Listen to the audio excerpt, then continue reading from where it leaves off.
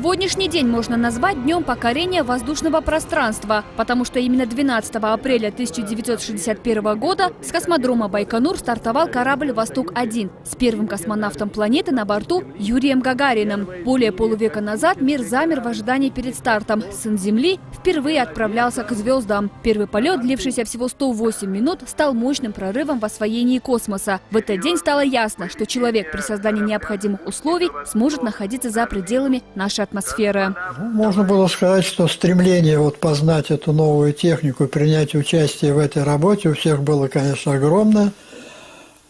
Чем-то каждый человек своими человеческими качествами отличался. Юрий Алексеевич действительно отличался какой-то прекрасной улыбкой, особой жадностью к познанию всего этого дела.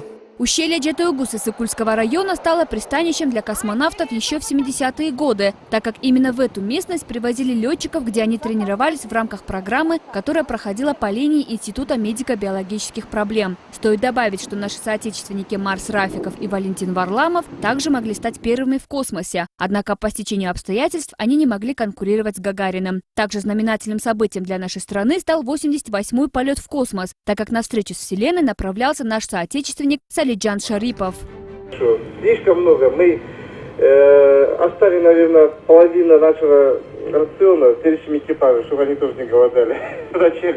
Сейчас мы уже привыкли жить в мире, где регулярно проходят запуски ракет, а на орбите постоянно работает Международная космическая станция. Мировая космонавтика развивается, пусть и не всегда так, как это задумывалось. Однако она идет вперед, ставит новые цели и выполняет их. Мерим Кубанычбек, Эльчебек Штоубаев, Новости Ушперим.